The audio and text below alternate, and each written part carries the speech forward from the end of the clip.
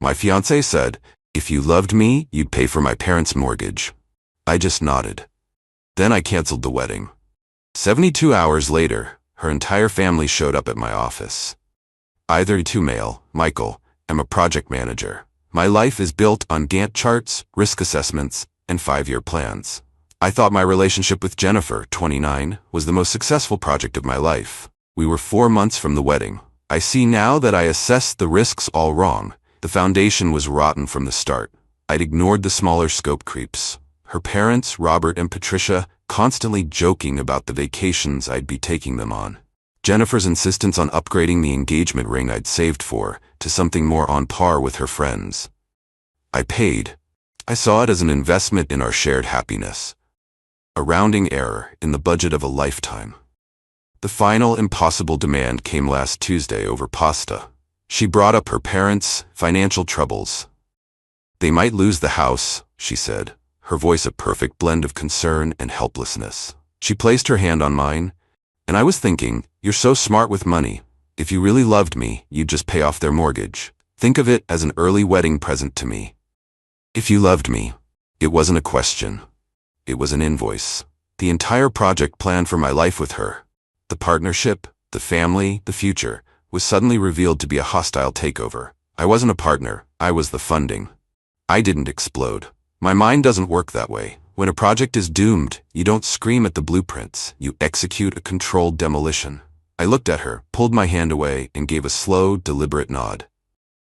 I understand, I said. Relief washed over her face. She'd secured the financing.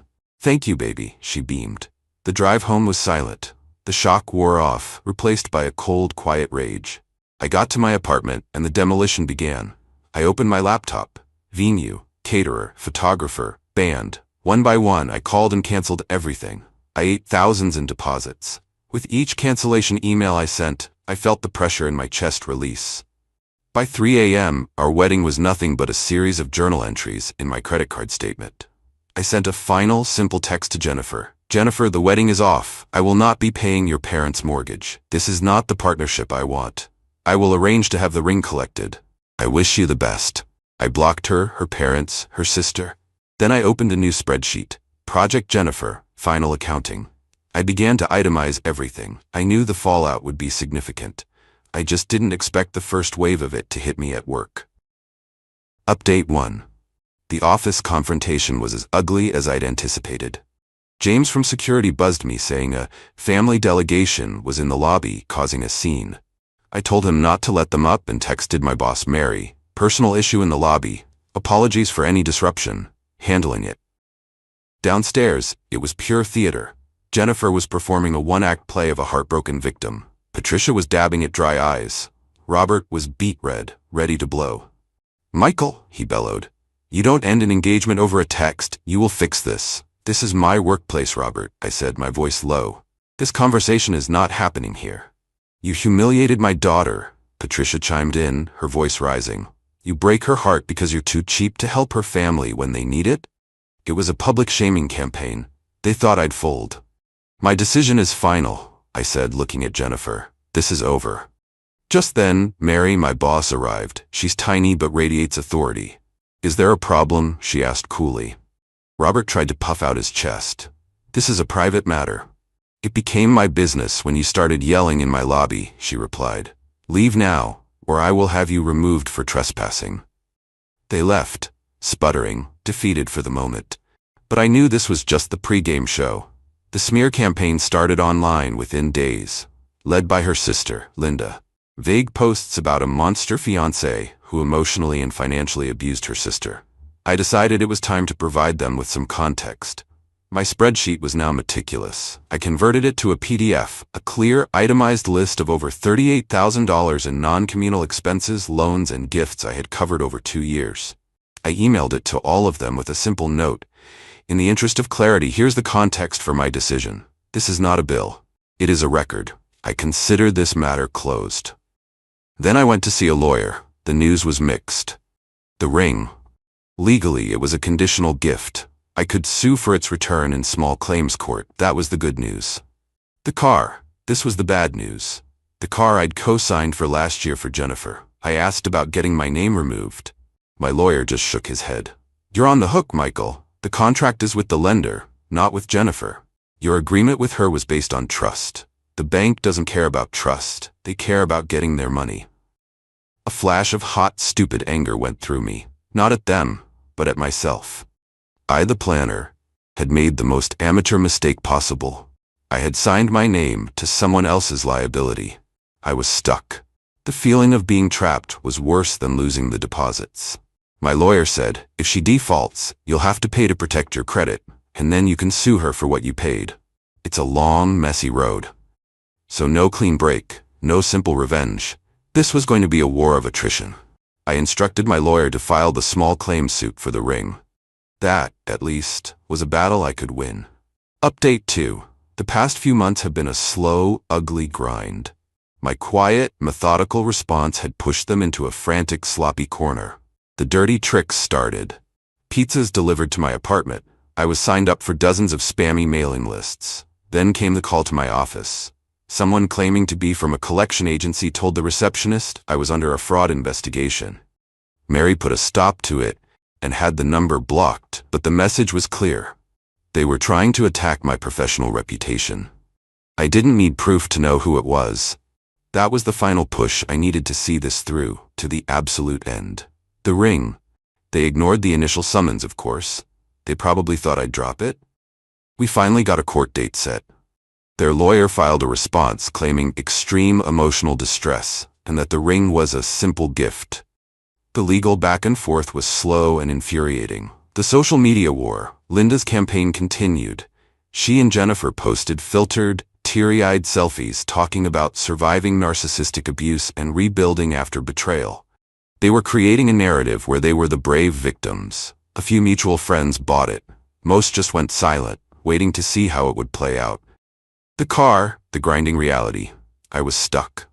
Every month I checked my bank account, dreading the day I'd have to make a payment on her crossover SUV. It felt like a chain around my neck. This wasn't a satisfying revenge plot. It was a real, tangible consequence of my own poor judgment. There was no brilliant move to make here, only the grim reality of waiting for the inevitable. My lawyer's words echoed in my head. A long, messy road. The pressure was clearly getting to them too. Robert called me once, his voice a strained whisper instead of a boom. Just drop the suit for the ring, Michael. For God's sake. People are talking. You're ruining us over a piece of metal.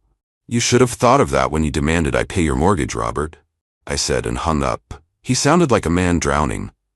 I wasn't going to throw him a life raft. I was going to let the current of his own making pull him under. The court date for the ring is finally set for next month. The financial pressure is mounting. This isn't a clean, swift victory. It's a siege, and I was prepared to wait them out. Final update. It took almost a year of legal fees, petty harassment, and gnawing frustration, but it's over. The courtroom. The day in small claims court was as pathetic as I'd imagined. Their lawyer argued emotionally about my cruelty. My lawyer, a shark named William, was surgical. When he introduced the Jennifer expense report, their lawyer immediately objected. Your Honor, this is a self-serving document created in malice. The judge nodded. Objection sustained as to the monetary claims. This is not a suit to collect on this list. Then he looked at William. Counselor, where are you going with this? Motive, Your Honor, William said smoothly. This document provides essential context. It demonstrates a clear pattern of financial expectation that culminated in a demand for a six-figure mortgage payoff. That demand is what directly and immediately led to the end of the engagement, making the return of the conditional gift, the ring, a legal necessity. He didn't need the spreadsheet to be a bill. He just needed it to be a believable story. And it was. The judge ruled in my favor. Jennifer and her parents were jointly ordered to pay me the appraised value of the ring, $22,000. The dominoes. That judgment was the first real domino. They didn't have $22,000. They ignored the order for 2 months. So William began the process of placing a legal lien on Robert and Patricia's house. This, combined with their already precarious finances, was the tipping point. The lien scared their mortgage lender. Suddenly, they were under a microscope. And that's when Jennifer missed a payment on her car. The first default notice came to my email as the cosigner. My credit score took an immediate, painful hit.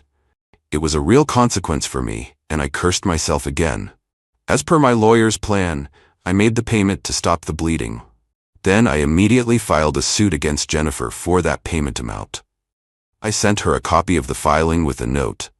This will happen every single time. Every month you are late, I will pay, and I will sue you for the amount, plus legal fees. We will be in court for the next 4 years. It was a threat of 1,000 paper cuts. She defaulted again the next month.